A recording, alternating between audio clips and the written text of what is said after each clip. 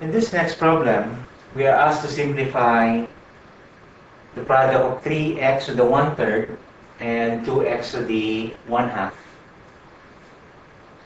We multiply the numerical coefficients first. So we have 3 times 2, that will give us 6. For the literal coefficients, we apply the law of exponents. We have x to the 1/3 plus 1/2.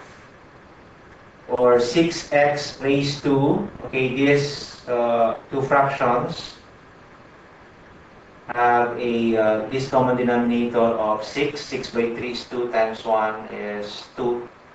And 6 by 2 is 3 times 1 is 3. So we have 6x to the 2 plus 3, 5 over 6. So this is the simplified form of 3x to the 1/3 times 2x to the 1/2.